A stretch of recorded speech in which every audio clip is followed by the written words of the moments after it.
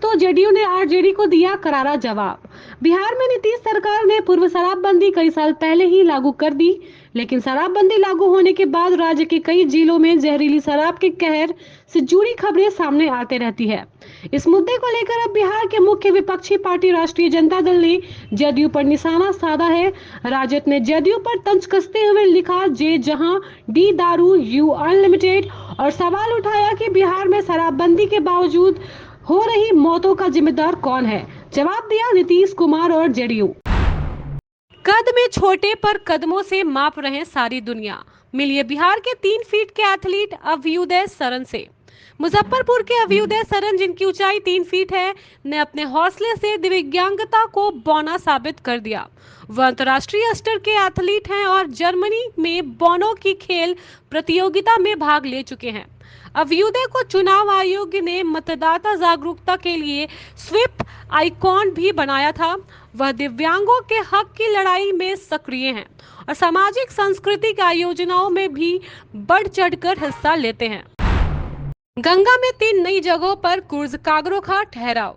बिहार में गंगा पर 3 नए रूटों पर क्रूज कार्गो ठहराव की योजना है। IWAI ने बक्सर, बलिया, हसनपुर, बख्तियारपुर और बेगूसराय समूह रूट की रिपोर्ट राज्य सरकार को सौंपी है। मुख्य सचिव ने राजस्व विभाग को घाटों की जांच और कार्य योजना तैयार करने का निर्देश दिया है। संबंधित जिले के डीएम की रिपोर्ट के बाद स्थल का बंदोबस्त किया जाएगा। मेरे और खेसारीलाल यादव की प्रतिष्ठा हनन की कोशिश। बक्सर जिले के चौसा में फेसबुक पर लाइव आकर गाली गलौज कर जान मारने की धमकी देने के मामले में मुफस्सिल थाने में 4 आरोपियों के खिलाफ मामला दर्ज किया गया है। यह FIR थाना क्षेत्र के स्थायी PC कॉलेज के पास रहने वाले विनोद पांडे के पुत्र अखिलेश पांडे ने दर्ज कराई है। अखिलेश पांडे का यह भी दावा है कि कुछ लोग उनकी और भोजपुरी फिल्म के सुपरस्टार खेसारीलाल यादव की प्रतिष्ठा को खराब करना चाहते हैं।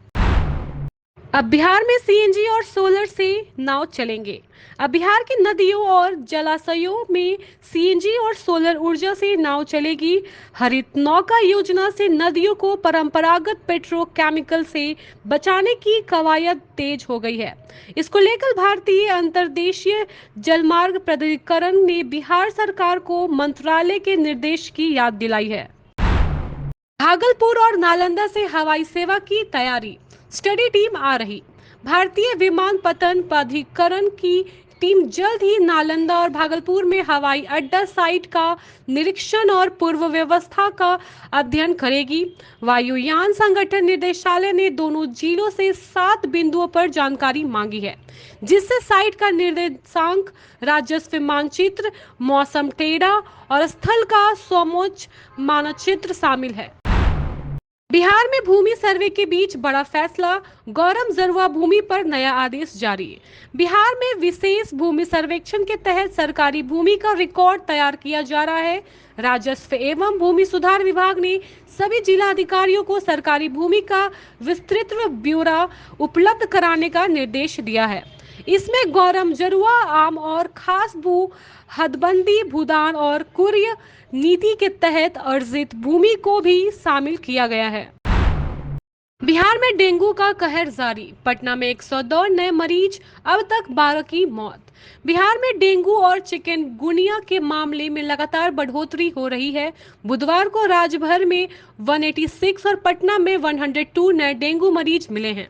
अब तक डेंगू से कुल 12 लोगों की मौत हो चुकी है। पटना का कंकड़बाग हॉटस्पॉट बन गया है, जहां 25 नए मामले सामने आए हैं। स्वास्थ्य विभाग ने लोगों को मच्छरों से बचाव की सलाह दी है। दीपावली और छठ पर बिहार पुलिस कर्मियों की सभी छुट्टियां रद्द। बिहार में दीपावली और छठ पर्व की सुरक्षा व्यवस्था को देखते हुए पुलिस कर्मियों की सभी छुट्टियां रद्द कर दी गई हैं।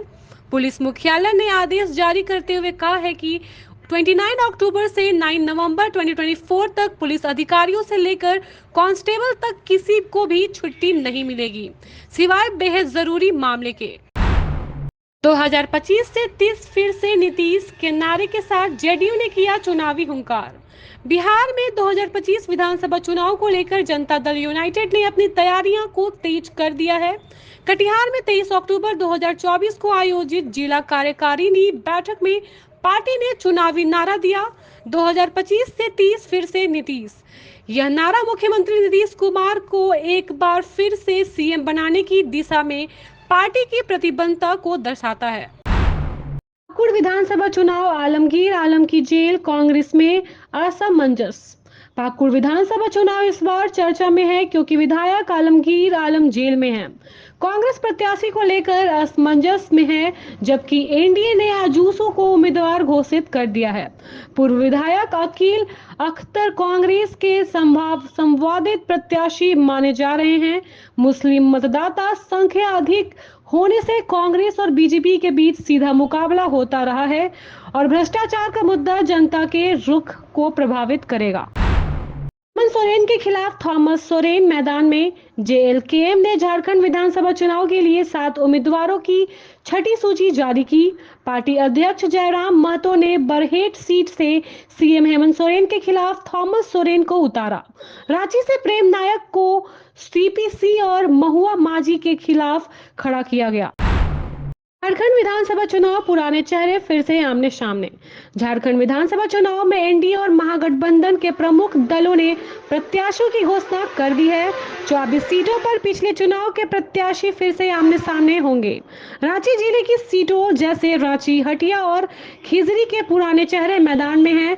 जमुआ और बरकट्टा में भी प्रत्याशियों ने दल बदलकर चुनावी मैदान में वापसी की है, जिससे मुकाबला दिलचस्प हो गया है। बोकारो धनबाद में चुनावी धनबल का खुलासा। बोकारो धनबाद जिले की सीमा पर महुदा में चेकनाक से एक टोयोटा इनोवा कार से 71.97 लाख नगद बरामद हुए। पुलिस ने चालक और 5 सवारों को पूछताछ के लिए थाने लाया, जहां उन्होंने रांची से आने की बात कही। चिरकुंडा थाना क्षेत्र में भी जांच के दौरान 2 वाहनों से 4.4 लाख रुपए जब्त किए गए। चुनावी तैयारियों में धनबल के इस खेल ने सवाल उठाया है। शिवराज सिंह चौहान का मिथिलेश ठाकुर पर हमला। भाजपा के झारखंड विधानसभा चुनाव प्रभारी शिवराज सिंह चौहान ने गढ़वा में जनसभा के दौरान मंत्री मिथिलेश ठाकुर पर गंभीर आरोप लगाए। उन्होंने कहा कि नल जल योजना के तहत भेजा गया पैसा गबन कर दिया है, जिससे ग्रामीणों को शुद्ध पेयजल नहीं मिल सका। चौहान ने कहा कि मिथिलेश ने अपने कार्यकाल में खूब बालू खाया, जिसके कारण गरीबों के लिए आवास निर्माण नहीं हो पाया। राजमहल विधानसभा, भाजपा का दबदबा बरकरार। विकास बनाओ बुनियाद समस्याओं पर टकराव।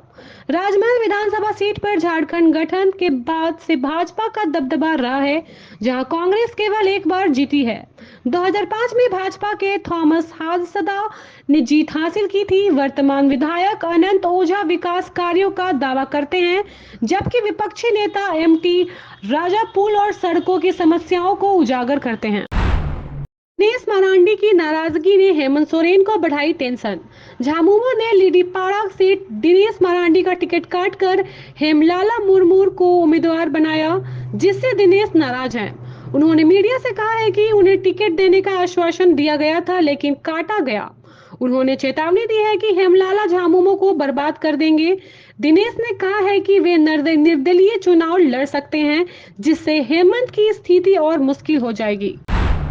धनबाद में सांसद ढुल्लू महतो ने जीत का किया दावा। धनबाद जिले की 6 विधानसभा सीटों में से 5 पर भाजपा ने प्रत्याशी उतारे हैं। भाजपा सांसद ढुल्लू महतो ने सभी प्रत्याशियों के साथ एक संवाददाता सम्मेलन में कहा कि पार्टी ने जुझारू और कर्मठ उम्मीदवारों को टिकट दिया है, जो जनता के बीच लोकप्रिय है। उन्होंने भरोसा जताया है कि भाजपा के सभी प्रत्याशी जीतेंगे और झारखंड में एनडीए सरकार बनेगी, जो राज्य का विकास करेगी। धनबाद होकर हावड़ा जम्मू तवी स्पेशल चलेगी। त्योहार में यात्रियों की अतिरिक्त भीड़ को देखते हुए हावड़ा जम्मू तवी के मध्य 2 ट्रिप फेस्टिवल स्पेशल एक्सप्रेस का परिचालन धनबाद स्टेशन होकर किया गया है, जो हावड़ा जम्मू तवी स्पेशल चलेगी। भाजपा ने 40 स्टार प्रचारकों की सूची जारी की। बागी ममता भैया भी शामिल। राजद ने झारखंड विधानसभा चुनाव के लिए 40 स्टार प्रचारकों की सूची जारी की है, जिसमें लालू प्रसाद यादव, तेजस्वी यादव और अन्य प्रमुख नेता शामिल हैं। इस सूची में ममता भैया का भी नाम है, जिन्होंने पार्टी से बगावत कर समाजवादी पार्टी से छतरपुर विधानसभा से चुनाव लड़ रही हैं। राजद ने 6 सीटों पर अपने उम्मीदवार उतारे हैं। Thank you so much for watching this video. Don't forget to like, comment, share, and subscribe.